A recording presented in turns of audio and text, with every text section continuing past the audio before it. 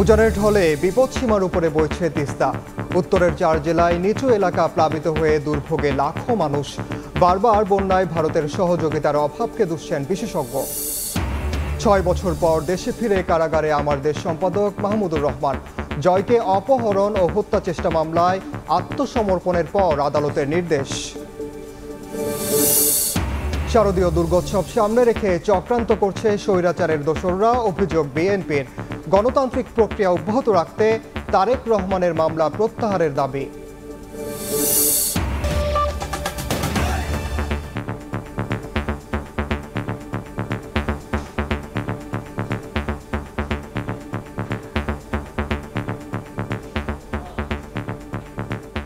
এদিকে রাজধানীতে বেড়েছে এডিসের উৎপাত। এজন্য লার্ভা নিধনে সংশ্লিষ্টদের গাফিলতিকে দুষছেন নগরবাসী।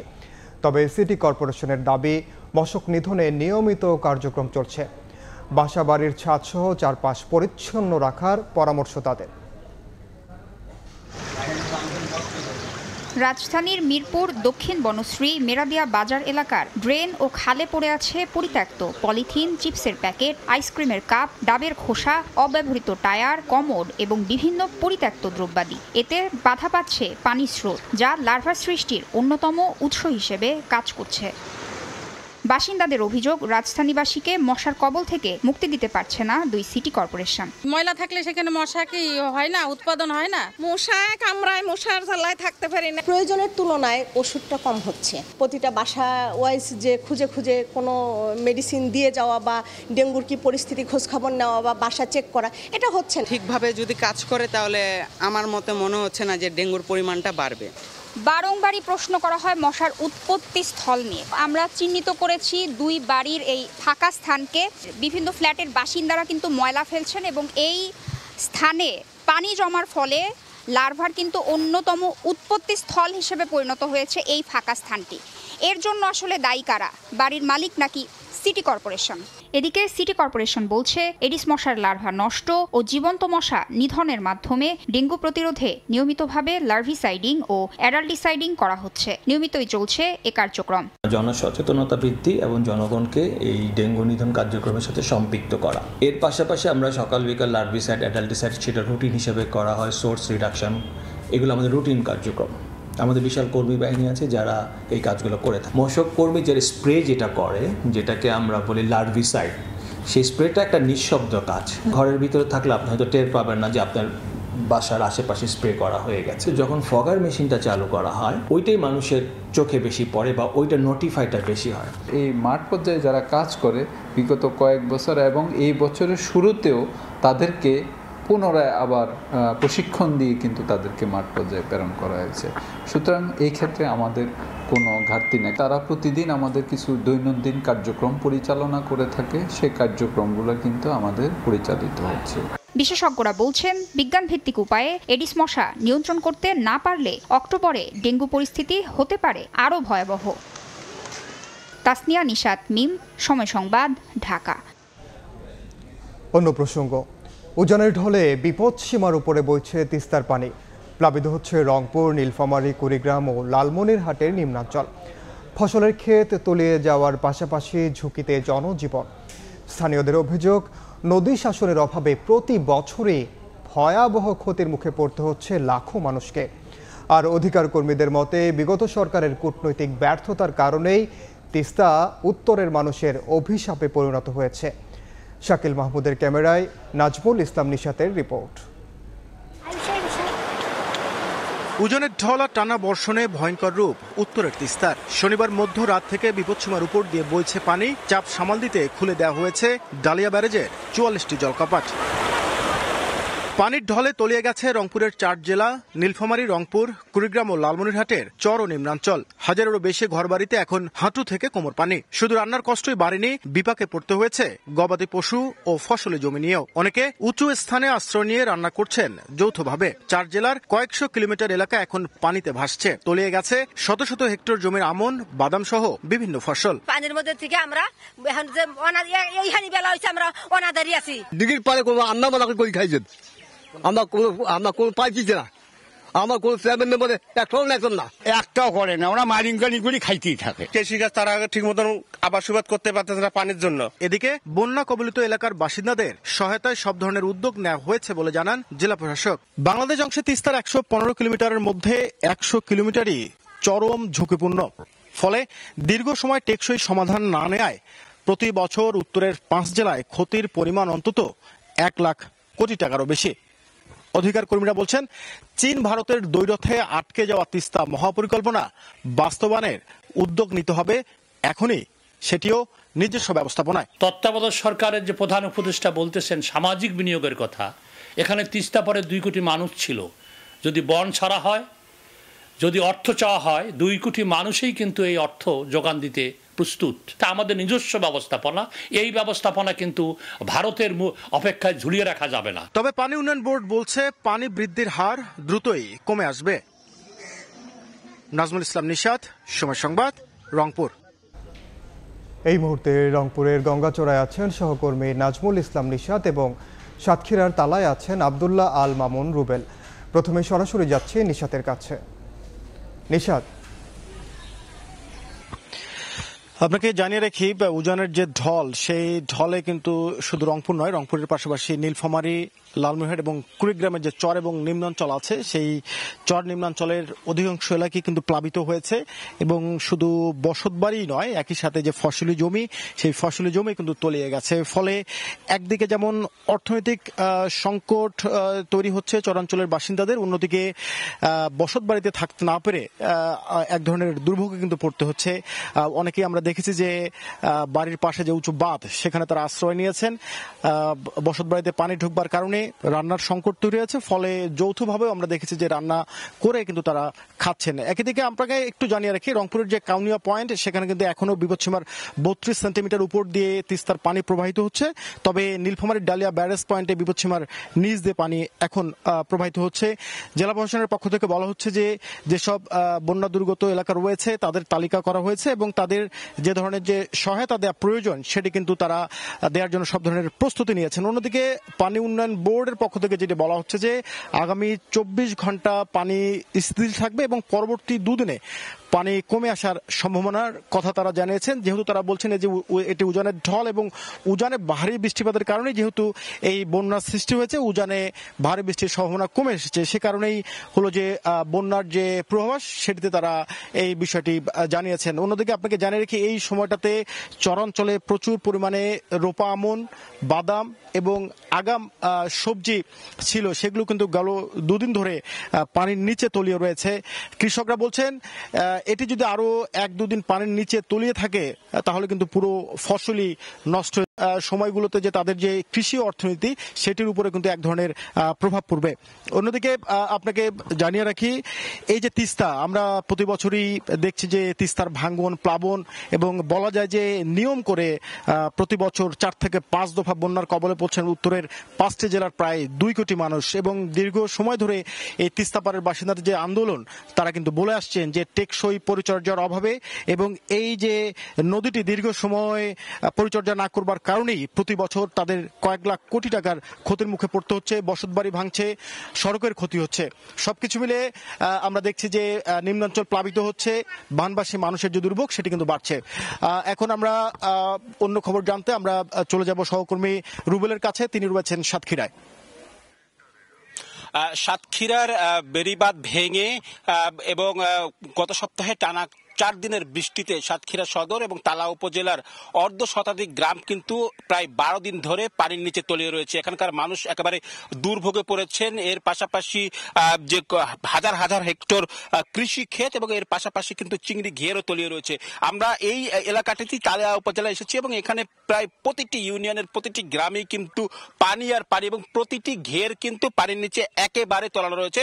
ছবিতে যেভাবে আপনারা দেখতে পাচ্ছেন, একেবারে পানিতে 1 সীমা, যতদূর চোখ সীমা যায় ততদূর আসলে পানি। এটি আসলে গত 15 সেপ্টেম্বর রাতে বেতনা নদীতে বেড়িবাঁধটি আসলে ভেঙে যায়, পানি উন্নয়ন বোর্ডের বেড়িবাঁধ ভেঙে যায়। এরপরে এই বেড়িবাঁধ মেরামত করতে পানি উন্নয়ন বোর্ডের প্রায় সময় লেগেছে 12 দিন। এই 12 দিন পরে মেরামত সম্পন্ন হলেও যে পানি এতদিনে প্রবেশ করেছে সেই পানি কিন্তু আসলে বের হতে পারেনি। এর পাশাপাশি যদি বলি গত সপ্তাহে টানা 4 দিন বৃষ্টি ছিল, সেই বৃষ্টিতেও কিন্তু সেই পানির পরিমাণ আরো বেড়েছে। ফলে এই অর্ধ শতাধিক গ্রাম কিন্তু এখনো পানিবন্দী রয়েছে। এখানকার অধিকাংশ কৃষি ক্ষেত এবং মৎস্য ঘের সবই কিন্তু তলিয়ে গেছে। এখানকার যারা এই দুই দপ্তরের সঙ্গে সংশ্লিষ্ট তারা আসলে বলছেন যে কয়েক কোটি টাকার ক্ষতি তাদের হয়ে গিয়েছে। অন্যদিকে যদি একটু বলি, বাড়ি ঘরও কিন্তু বসত বাড়ি যেগুলো রয়েছে সেসব জায়গায় কিন্তু পানিবন্দী হয়েছে।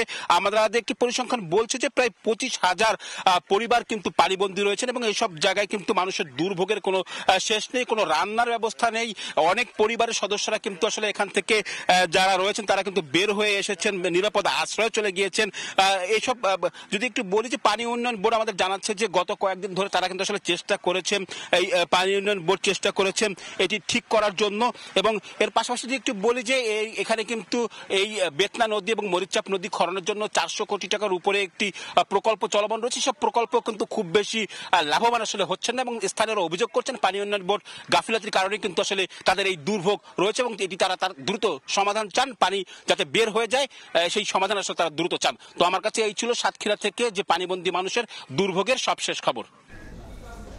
সরাসরি যুক্ত ছিলাম সাতক্ষীরা এবং রংপুরে। এদিকে যৌথ নদীগুলোতে আধা স্বয়ংক্রিয় ব্যবস্থার পাশাপাশি নেই পর্যাপ্ত মনিটরিং সেন্টার। অন্যদিকে ভারতের সহযোগিতার অভাবে নদীর পানি ব্যবস্থাপনায় পিছিয়ে পড়ছে বাংলাদেশ। বারবার বন্যা ও খরায় ক্ষতিগ্রস্ত হচ্ছে হাজার হাজার কোটি টাকার ফসল সহ অন্যান্য সম্পদ।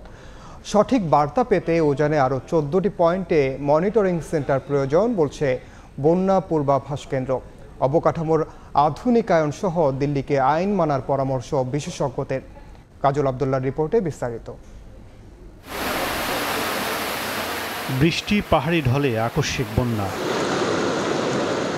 বাংলাদেশ ভাটির দেশ হওয়ায় পরিস্থিতি কখনো এমন, মোকাবিলা তো দূরের কথা, প্রতি ঘন্টায় দৃশ্যপট পাল্টে নিয়ন্ত্রণের বাইরে চলে যায় দুর্যোগ ব্যবস্থাপনা। কিন্তু তথ্যগত মনিটরিং সিস্টেম কতটুকু উন্নত প্রতিকূল এই পরিবেশের জন্য? বন্যা সতর্কতা ও পূর্বাভাস কেন্দ্রের তথ্য, আবহাওয়ার পূর্বাভাস মডেলের মাধ্যমে পানির স্তর পরিমাপ করে SMS পদ্ধতিতে খবর মেলে মাত্র দিনে 2 বার। উজানের পূর্ণ তথ্যের জন্য প্রয়োজন 28টি পয়েন্ট, বর্তমানে আছে 14টি। যৌথ নদীর পানির তথ্য নির্ভর ভারতীয় আবহাওয়া বিভাগের ওয়েবসাইট, নেই ওশেন বা সমুদ্র ভিত্তিক নেটওয়ার্কিং মডেল। পানি উন্নয়ন বোর্ডের নিয়ন্ত্রণাধীন এই পূর্বাভাস কেন্দ্রের কাছে মাইক 1 মডেল অত্যাধুনিক না হওয়ায় বিপাকে পূর্বাভাস কার্যক্রম। বর্তমান যে পূর্বাভাস ব্যবস্থাটা আছে সেটা আসলে যদি আমরা আরও উন্নত করতে চাই এবং এটাকে লিড টাইমটা যদি আরও একটু বাড়াতে চাই, ইফেক্টিভ লিড টাইম, তাহলে আসলে আমাদের উজানে আরও কিছু তথ্য প্রয়োজন, যেটা ইতিমধ্যেই প্রস্তাবনা আকারে পেশ করা হয়েছে। যেমন একটি প্রাথমিক প্রস্তাবনা ছিল যে অন্তত 28টি পয়েন্টের তথ্যপত্র প্রয়োজন উজানের। আন্তর্জাতিক নদী আইন মেনে উজান ও ভাটির উভয় দেশের স্বার্থ রক্ষার পরামর্শ দিয়ে এই বিশেষজ্ঞ বলছেন, বেসিক ম্যানেজমেন্ট সিস্টেম আপগ্রেড করার পাশাপাশি পানি ও জলবায়ু পরিবর্তন চক্রে তথ্য বিনিময় পদ্ধতি উন্নত করতে হবে। এছাড়া পানির সঠিক হিসাব পেতে যৌথ নদী কমিশনে নিয়োগ দিতে হবে কারিগরি ও আইন দক্ষদের। দুই দেশের স্বার্থ, দুই দেশের প্রয়োজন, দুই দেশের বাস্তবতার নিরিখে বসে, এই জন্যই জয়েন্ট রিভার কমিশন। সেগুলো যদি নিয়মিত বৈঠকে বসতো, ভিউজ এক্সচেঞ্জ করতো, ডেটা বিনিময় করতো, ইনফরমেশন বিনিময় করতো এবং সমস্যাগুলো তুলে ধরতো। আমরা যদি আইন মেনে চলি, ভারত যদি আইন মেনে চলে, তাহলে দেখা যাবে যে অনেক সমস্যার সমাধান পেয়ে গেছে। যৌথ নদী কমিশনের মে মাসের তথ্য অনুযায়ী ফারাক্কায় গঙ্গার অর্থাৎ পদ্মায় 57,330 কিউসেক পানিতে বাংলাদেশের সম্পূর্ণ অধিকার থাকলেও তার অর্ধেক নিয়ে নিচ্ছে ভারত। এমন অবস্থায় উজানের দেশ হিসেবে প্রতারণা না করে ভাটির দেশকে অধিকার আদায়ে সরকার, জনগণ ও ইন্টেলিজেন্সের সমন্বয়ে কাজ করার পরামর্শ বিশেষজ্ঞদের। কাজল আব্দুল্লাহ, সময় সংবাদ, ঢাকা। অন্যদিকে বন্যা ও ভূমিধসে বিপর্যস্ত হিমালয় কন্যা নেপাল। মৃতের সংখ্যা বেড়ে 112 জনে দাঁড়িয়েছে, আহত হয়েছেন শতাধিক। এখনও নিখোঁজ রয়েছেন অন্তত 68 জন। যোগাযোগ ব্যবস্থা বিচ্ছিন্ন হয়ে যাওয়ায় আটকা পড়েছেন বহু পর্যটক। তাদের উদ্ধারে চলছে অভিযান। প্রবল বেগে ধেয়ে আসা বন্যার পানিতে তলিয়ে গেছে বাড়িঘর, রাস্তাঘাট। রেকর্ড বৃষ্টিতে নাজেহাল অবস্থা নেপালের রাজধানী কাঠমান্ডুর। দেশ জুড়ে জারি করা হয়েছে সতর্কতা। বিচ্ছিন্ন হয়ে পড়েছে যোগাযোগ ব্যবস্থা। টানা বৃষ্টি এবং বন্যায় নাজেহাল অবস্থা নেপালবাসীর। এর মধ্যেই ঘরবাড়ি ছেড়েছেন অনেকে। বন্ধ হয়ে গেছে জীবিকা নির্বাহের ব্যবস্থা। প্রায় রাত 10:30টার দিকে গ্যারেজে পানি ঢুকতে শুরু করে। ধেয়ে আসা বন্যা থেকে পালিয়ে নিরাপদ দূরত্বে যাই আমি এবং আমার বন্ধুরা। বন্যার পানিতে আমাদের পুরো এলাকা ভেসে গেছে। মাঝরাতে আমরা বহু কষ্টে একটি বাসের ছাদে উঠে রাত পার করেছি। তারপর নিরাপত্তা রক্ষীরা আমাদের উদ্ধার করে নিয়ে যায়। আমি জানি না আমাদের এখন কি করা উচিত। সব জায়গায় একই অবস্থা। প্রাণে বেঁচে গেছি, এই আমাদের জন্য অনেক। রাজধানীর পাশাপাশি আরও বেশ কয়েকটি শহরে বন্যায় চরম ক্ষয়ক্ষতি হয়েছে বলে জানিয়েছেন দেশটির স্বরাষ্ট্রমন্ত্রী। আবহাওয়াবিদেরা বলছেন, ভারতে সৃষ্টি হওয়া নিম্নচাপের প্রভাব পড়েছে নেপালে। পানি বেড়েছে বেশিরভাগ নদীর, আর এতেই সৃষ্টি হয়েছে বন্যার। তবে কিছু কিছু এলাকায় বন্যার পানি নেমে যাওয়ায় স্পষ্ট হয়ে উঠেছে ক্ষয়ক্ষতির চিহ্ন। সাদিয়া তাসনিম, সময় সংবাদ। মন্ত্রী শেখ হাসিনার ছেলে সজীব ওয়াজেদ জয়কে অপহরণ ও হত্যা চেষ্টা মামলায় দৈনিক আমার দেশ পত্রিকার সম্পাদক মাহমুদুর রহমানকে কারাগারে পাঠানোর নির্দেশ দিয়েছেন আদালত। আইনের প্রতি শ্রদ্ধাশীল হওয়ায় মাহমুদুর রহমান আত্মসমর্পণ করেছেন বলে জানান তার আইনজীবী। মোটরসাইকেল ও গাড়ি বহন নিয়ে রোববার ঢাকার সিএমএম আদালতে আসেন আমার দেশ পত্রিকার ভারপ্রাপ্ত সম্পাদক ডক্টর মাহমুদুর রহমান। এ সময় সাবেক প্রধানমন্ত্রী শেখ হাসিনার ছেলে সজীব ওয়াজেদ জয়কে অপহরণ ও হত্যা চেষ্টার মামলায় আদালতে আত্মসমর্পণ করেন ডক্টর মাহমুদুর রহমান। শুনানি শেষে আদালত তাকে কারাগারে পাঠানোর নির্দেশ দেন। আমরা আদালতের কাছে তার জামিনের প্রার্থনা করি নাই, তাকে জেলে পাঠাবার কথা বলেছি। আর যেহেতু তিনি মন্ত্রী ছিলেন, তাকে যেন প্রথম শ্রেণীর মর্যাদা দেওয়া হয়। শেখ হাসিনা সরকারের আমলে তার বিরুদ্ধে দায়ের করা শতাধিক মামলার বিরুদ্ধে লড়াই চালিয়ে যাওয়ার ঘোষণা দেন মাহমুদুর রহমান। মেরুদণ্ড সোজা রাখবার জন্য আমি এই সিদ্ধান্ত নিয়েছি যে আইন যেটা আছে বাংলাদেশে, সেই আইন অনুযায়ী আমি কার্ডে সারেন্ডার করব এবং আমি লড়াই অব্যাহত রাখব। যদিও এই মামলা সর্বৈব মিথ্যা এবং একটা উদ্ভট মামলা। গত এক দশকে শতাধিক মামলা হয় তার বিরুদ্ধে। এক মামলায় স্ত্রী সহ মাহমুদুর রহমানকে 5 বছর কারাদণ্ড দেন আদালত। তাকে দেশ ছাড়তে বাধ্য করে তৎকালীন সরকার। গত 27 সেপ্টেম্বর তুরস্ক থেকে দেশে ফেরেন তিনি। সাদিকুর রহমান, সময় সংবাদ, ঢাকা। সূচনা ফাউন্ডেশনে অনিয়মের অভিযোগে সাবেক প্রধানমন্ত্রী শেখ হাসিনা, মেয়ে সাইমা ওয়াজেদ পুতুল সহ 5 জনের দুর্নীতির অনুসন্ধান চেয়ে দুদকে আবেদন করেছেন এক আইনজীবী। এছাড়া সাবেক অর্থ উপদেষ্টা মশিউর রহমান, সাবেক অর্থমন্ত্রী আ.হ.ম মোস্তফা কামাল, এনবিআরের সাবেক চেয়ারম্যান আবু হেনা মোহাম্মদ রহমাতুল মুনিমের দুর্নীতির তদন্ত চাওয়া হয়েছে। দুর্নীতি দমন কমিশন আইন 2004-এর 27 ধারায় মামলা দায়ের করার জন্য জ্ঞাত আয় বহির্ভূত সম্পদ অর্জন এবং তার সম্পত্তির বাজেয়াপ্তকরণ এবং তাদের এই সর্বোচ্চ শাস্তি 10 বছর চেয়ে আমি আবেদন করছি। সেইখানে যারা এখানে আছেন তারা হচ্ছেন সাবেক প্রধানমন্ত্রী শেখ হাসিনা, সাবেক অর্থমন্ত্রী আ.হ.ম মোস্তফা কামাল, সাবেক অর্থ উপদেষ্টা মশিউর রহমান এবং সাবেক জাতীয় রাজস্ব বোর্ডের চেয়ারম্যান আবু হেনা মোহাম্মদ রহমতুল্লিল মুনিম ও সাইমা ওয়াজেদ পুতুল। ক্ষমতাচ্যুত আওয়ামী লীগ সরকার তথ্য অধিকারের নামে মানুষের উপর নির্যাতন চালিয়েছে বলে মন্তব্য করেছেন অন্তর্বর্তী সরকারের আইন উপদেষ্টা অধ্যাপক আসিফ নজরুল। সকালে তথ্য অধিকার বিষয়ক আলোচনা সভায় উপদেষ্টা বলেন, সাইবার সিকিউরিটি আইন বাতিল নয়, প্রয়োজনীয় ধারাগুলো দ্রুত সংশোধন করবে অন্তর্বর্তী সরকার। আপনারা জানেন, বিগত সরকার আমলে তথ্য অধিকার আইন হয়েছে, আবার তথ্য অধিকার বিনাশ করার মতো অনেক আইন হয়েছে। অরাজকতার একটা জঘন্যতম উদাহরণে পরিণত হয়েছিল বাংলাদেশ। যেমন ধরেন সাইবার সিকিউরিটি অ্যাক্টটা অনেকের জনপ্রিয় দাবি হচ্ছে এটাকে বাতিল করে দেওয়া। এখানে 2 ধরনের অপরাধ আছে, একটা হচ্ছে কম্পিউটার অফেন্স, একটা হচ্ছে স্পিচ অফেন্স। স্পিচ অফেন্স আমি বাদ দিব, কিন্তু কম্পিউটার অফেন্স, হ্যাকিং করা, কম্পিউটারে দিয়ে ব্ল্যাকমেইল করার চেষ্টা করা, সেটাকে যদি আমি ক্রিমিনালাইজ করার থেকে বাতিল করি তাহলে দেশে অরাজকতা হয়ে যাবে। ফলে আমরা এই কিছু কিছু ক্ষেত্রে আইন সংশোধন করব। গণতান্ত্রিক প্রক্রিয়াকে অব্যাহত রাখতে তারেক রহমানের সব মামলা প্রত্যাহারের দাবি জানিয়েছেন বিএনপির স্থায়ী কমিটির সদস্য গয়েশ্বর চন্দ্র রায়। বলেন, এসব হয়রানিমূলক মিথ্যা মামলা দিয়ে তারেক রহমানের প্রতি অবিচার করা হয়েছে। সকালে জিয়া মঞ্চের ৩১তম প্রতিষ্ঠা বার্ষিকীতে বিএনপির প্রতিষ্ঠাতা জিয়াউর রহমানের সমাধিতে শ্রদ্ধা নিবেদন শেষে সাংবাদিকদের কথা বলেন তিনি। গয়েশ্বরচন্দ্র রায় অভিযোগ করে আরও বলেন, আসন্ন দুর্গাপূজাকে কেন্দ্র করে পতিত স্বৈরাচারের দোসররা চক্রান্ত করছে। দুর্গাপূজায় শান্তিপূর্ণ পরিবেশ বজায় রাখতে বিএনপির নেতাকর্মীরা মাঠে ষড়যন্ত্র মোকাবিলা করবে বলেও জানান তিনি। তার বিরুদ্ধে যে সকল অন্যায়ভাবে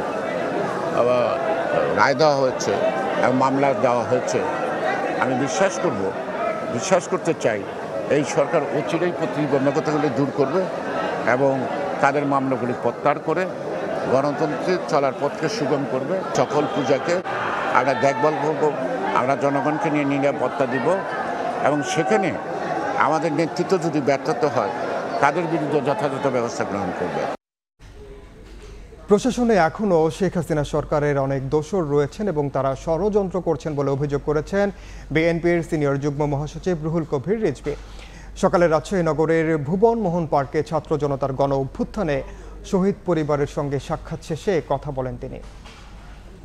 অন্তর্বর্তীকালীন সরকার ডক্টর মোহাম্মদ ইউনূসের নেতৃত্বাধীন যেখানে সমস্ত গণতান্ত্রিক রাজনৈতিক দল যে সরকারকে সমর্থন দিয়েছে, তার প্রশাসনের মধ্যে যদি এমন লোক থাকে যারা শেখ হাসিনাকে ১৬-১৭ বছর ক্ষমতায় তার যে ফ্যাসিজম, তার যে লুণ্ঠন, তাকে দানব করা, তিনি যে রক্ত চুষে খেয়েছেন, এইটাকে যারা সমর্থন করেছে, তারা যদি আপনার গুরুত্বপূর্ণ জায়গায় অবস্থান করে, তো তাহলে আপনি যে সংস্কারের কথা বলছেন, এই সংস্কার তো বাস্তবায়ন হবে না।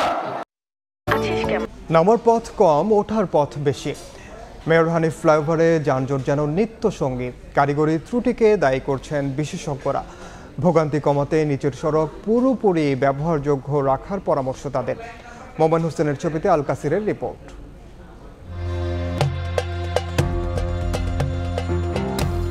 মেয়র মোহাম্মদ হানিফ ফ্লাইওভার দেশের 18 জেলার সঙ্গে ঢাকার যোগাযোগের অন্যতম পথ এটি।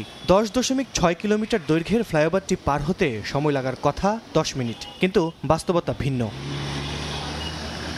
এই পথ ব্যবহারকারীদের মতে ফ্লাইওভারের উপর যাত্রী ওঠানামা, টোল আদায়ে ধীর গতিসহ নানা কারণে ঘন্টার পর ঘন্টা থমকে থাকে এই ফ্লাইওভারটি। ভুক্তভোগীরা বলছেন যানজট নিরসনে তৈরি এই উড়াল পথটি এখন যানজটের অন্যতম কারণ। যাত্রাবাড়ি পকেট থেকে গুলিস্তান পকেট পর্যন্ত জ্যাম থাকে, কন্টিনিউ জ্যাম থাকে। মাঝে মধ্যে তো এমন হয় 1.5-2 ঘন্টা হচ্ছে ফ্লাইওভারের উপরে বসে থাকতে হয়, যেখানে সেখানে গাড়ি থামাইতেছে, লোকজন নামতেছে, আমাদের টাকা দিয়ে টোল দিই, তারপরে আমরা জ্যাম জটে পড়ে থাকি ঘন্টার পর ঘন্টা। পুরোটা ফ্লাইওভার পার হইতে 1.5 ঘন্টা সময় লাগছে। রাতে আসতে প্রায় 1.5 ঘন্টা 2 ঘন্টা লাগে। প্রতিদিন প্রায় 40,000 যানবাহন এই ফ্লাইওভার ব্যবহার করে। ঢাকা প্রবেশপথে দীর্ঘ যানজটের কারণে দৈনিক ক্ষয়ক্ষতির পরিমাণ কমপক্ষে অর্ধ কোটি টাকা। শুধু তাই নয়, নগরবাসীর প্রায় 20,000 কর্মঘণ্টা নষ্ট করছে এই ফ্লাইওভার। অতিরিক্ত যানজটের কথা স্বীকার করে কর্তৃপক্ষ দায় চাপাচ্ছে দুর্বল ট্রাফিক ব্যবস্থার উপর। তাদের মতে রাস্তায় অবৈধ পার্কিং আর ভ্রাম্যমাণ হকারও যানজটের কারণ। টোটাল একটা ট্রাফিক সিস্টেম জড়িত। আমি ফ্লাইওভার বানাই দিছি, নামাই দিছি এক জায়গায়, বাট ওইটার পরে যে ট্রাফিকের কাজগুলো আছে ওগুলো যদি ঠিক না করা যায় তাহলে আসলে সুফলভাবে পাওয়া যাবে না। সড়ক বিশেষজ্ঞরা বলছেন হানিফ ফ্লাইওভারটি কারিগরিভাবে ত্রুটিপূর্ণ।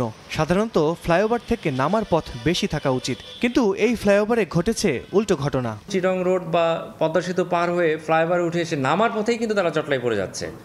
তো এ কারণে আসলে র্যাম্পগুলি দেওয়ার ক্ষেত্রে আমাদের আরও গবেষণা দরকার ছিল। ফ্লাইওভারের উপরে যত্রতত্র বাস থামানো, যাত্রী ওঠানামা করা, যাত্রী হেঁটে হেঁটে ফ্লাইওভার থেকে নামছে, এটা বন্ধ করতে হবে এবং নিচের সড়কটাকে আসলে অনেকটাই আমি মনে করি যে হালকা পাতলা করার সুযোগ আছে। বিশেষজ্ঞদের মতে হানিফ ফ্লাইওভারের উপরের যানজট কমাতে নিচের সড়ক পুরোপুরি ব্যবহারযোগ্য রাখতে হবে। তাছাড়া ফ্লাইওভার ম্যানেজমেন্টের উপর জোর দিতে হবে দায়িত্বশীলদের। আল কাসির, সময় সংবাদ, ঢাকা। দেশের ব্যাংক, আর্থিক প্রতিষ্ঠান ও জ্বালানি খাতের সংস্কারে কারিগরি এবং আর্থিক সহায়তা দেবে বিশ্ব ব্যাংক ও ইন্টারন্যাশনাল ফাইন্যান্স কর্পোরেশন IFC। দুপুরে সচিবালয়ের প্রতিষ্ঠান দুটির প্রতিনিধি দলের সঙ্গে বৈঠক শেষে গণমাধ্যমকে এ তথ্য জানান অর্থ ও বাণিজ্য উপদেষ্টা ডক্টর সালেহ উদ্দিন আহমেদ। এদিকে IMF-এর কাছ থেকে কী পরিমাণ সহায়তা আসবে তা অক্টোবরে সংস্থাটির বার্ষিক সম্মেলনে আলোচনার মাধ্যমে সিদ্ধান্ত হবে বলে জানিয়েছেন তিনি। আইএফসির সাথে প্রাইভেট ইনভেস্টমেন্ট, প্রাইভেট সেক্টর কীভাবে এখানে বিশদ আলোচনা করেছি এবং ওদের সহায়তা, কারিগরি সহায়তা এবং আর্থিক সহায়তা দেওয়ার ব্যাপারে ফার্দার অক্টোবরে যখন আমি যাব সেখানে আমরা আরও করে আলোচনা করব। মোট কথা ওরা সব ব্যাপারে আমাদের সাথে দিতে পারে, তবে আমাদের কিছু কাজ করতে হবে, কিছু কন্ডিশন আছে, সেগুলো আমরা পালন করব। সার্বিকভাবে আমাদের আর্থিক উন্নয়নের জন্য এবং সামাজিক উন্নয়নের জন্য পোস্ট ফ্লাড রিহ্যাবিলিটেশন এগুলো সব ব্যাপারে আলাপ হবে। আর একটা হলো না অ্যামাউন্ট আমি এখন বলবো না। পাঠ্যপুস্তক সংশোধনে গঠিত সমন্বয় কমিটি বাতিলের বিষয়টিকে সরকারের নতজানু নীতির বহিঃপ্রকাশ হিসেবে দেখছে বিশ্ববিদ্যালয় শিক্ষক নেটওয়ার্ক। আর কমিটিকে ত্রুটিপূর্ণ হিসেবে আখ্যায়িত করলেও কোনো সদস্যের বিরুদ্ধে বিষোদ্গার গ্রহণযোগ্য নয় বলে মনে করেন শিক্ষা বিশেষজ্ঞরা। তবে কমিটি বাতিল হলেও সংশোধন ও পরিমার্জন প্রক্রিয়ায় ভাটা পড়বে না বলে জানিয়েছে পাঠ্যপুস্তক বোর্ড। শাকির আহমেদের রিপোর্ট। শেখ হাসিনা সরকারের পতনের পর চলমান কারিকুলাম অগ্রহণযোগ্য আখ্যা দিয়ে তা বাতিলের সিদ্ধান্ত হয়। পুরনো কারিকুলামে ফিরে যেতে শুরু হয় পাঠ্যপুস্তকের প্রয়োজনীয় সংশোধন ও পরিমার্জন প্রক্রিয়া। গঠন করা হয় 10 সদস্যের সমন্বয় কমিটি। এরপর থেকেই দাবি ওঠে কমিটিতে শিক্ষা ও ধর্মীয় বিশেষজ্ঞ রাখার। এছাড়া কমিটির 2 সদস্যকে নানা টেক দিয়ে সামাজিক যোগাযোগ মাধ্যমে চলে আলোচনা সমালোচনা। এমন পরিস্থিতিতে শনিবার সমন্বয় কমিটি বাতিল করে শিক্ষা মন্ত্রণালয়। কোন গোষ্ঠীর চাপে কমিটি বাতিলের বিষয়টিকে সরকারের নতজানু নীতির বহিঃপ্রকাশ বলছে বিশ্ববিদ্যালয় শিক্ষক নেটওয়ার্ক। এই ঘটনাকে বিতাড়িত ফেসিবাদী শক্তির ষড়যন্ত্র বলে মনে করে সংগঠনটি। প্রথমত এই কমিটিটা বানচাল হয়ে যাওয়াটাই আমার কাছে মনে হয় যে এই সরকারের একটা প্রচণ্ড নতজানু, দ্রুত একটা কিছুতে কম্প্রোমাইজ করে যাওয়ার একটা প্রবণতা মনে হলো। যেই ধর্মীয় ব্যক্তি এইটার দাগ দিচ্ছেন তার সাথে প্রাক্তন স্বৈরাচারের অন্যতম ঘনিষ্ঠ সহযোগী এস আলমের একটা যোগাযোগ আছে। সমন্বয় কমিটিতে শিক্ষা বিশেষজ্ঞ না থাকায় একে ত্রুটিপূর্ণ বলছেন শিক্ষা গবেষকরা। তবে কমিটিতে থাকা সদস্যদের বিরুদ্ধে সামাজিক যোগাযোগ মাধ্যমে বিষোদ্গার কোনোভাবেই গ্রহণযোগ্য নয়। যখন আমরা কারোর পিছনে নেতিবাচক কথা বলি, এত মাত্রায় বলি যেটি আসলে অতি মাত্রায় রূপ ধারণ করে, যেটা আমাদের বাংলাদেশের রাজনৈতিক কালচারের একটা অংশ। শিক্ষা বিষয়ে যাদের পড়াশোনা, শিক্ষা বিষয়ে যাদের গবেষণা, শিক্ষা বিষয়ে যাদের চর্চা, যারা বিদ্যালয় পর্যায়ে অন্তত এই সমস্ত কাজগুলো করেছেন তাদেরকে দিয়েই। আর সবচেয়ে যেটা আমাদের এখানকার খারাপ কমিটিগুলো হয় যে যারা এই যে মাঠ পর্যায়ে কাজ করেন, আমার যে বিদ্যালয়ের শিক্ষক কোথায় আছে এই কমিটিতে।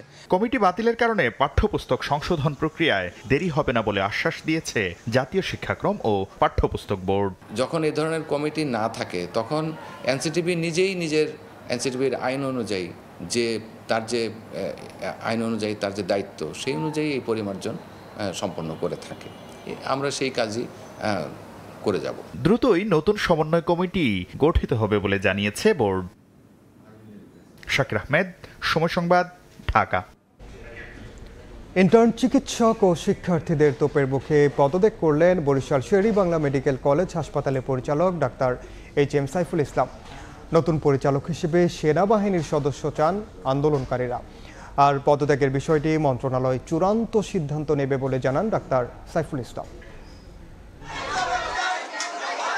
ইন্টার্ন চিকিৎসক ও শিক্ষার্থীদের আন্দোলনে উত্তাল বরিশাল শের-ই-বাংলা মেডিকেল কলেজ হাসপাতাল। পরিচালকের পদত্যাগের দাবিতে সকাল 10টা থেকে কর্মবিরতি ও বিক্ষোভ করেন তারা।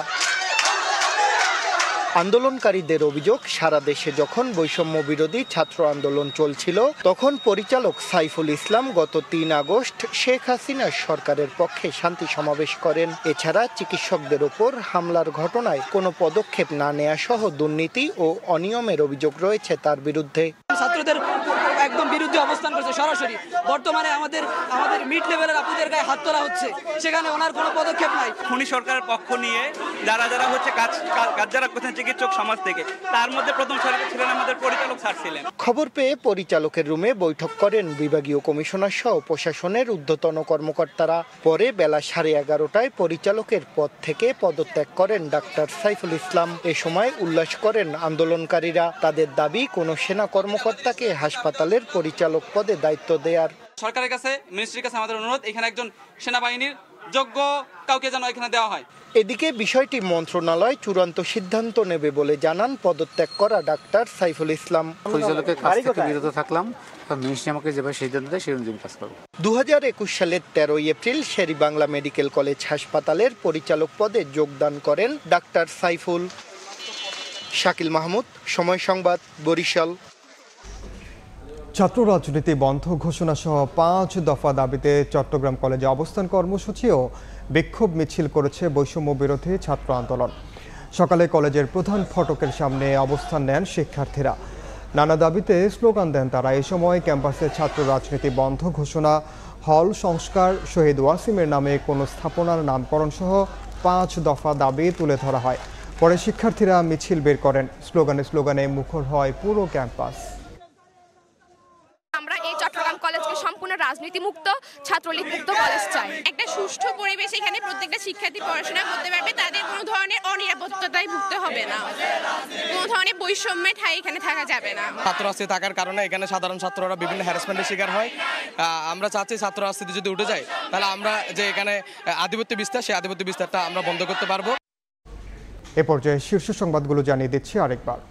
উজানের ঢলে বিপদসীমার উপরে বইছে তিস্তা। উত্তরের 4 জেলায় নিচু এলাকা প্লাবিত হয়ে দুর্ভোগে লাখো মানুষ। বারবার বন্যায় ভারতের সহযোগিতার অভাবকে দুষছেন বিশেষজ্ঞ। এবং 6 বছর পর দেশে ফিরে কারাগারে আমার দেশ সম্পাদক মাহমুদুর রহমান। জয়কে অপহরণ ও হত্যা চেষ্টা মামলায় আত্মসমর্পণের পর আদালতের নির্দেশ।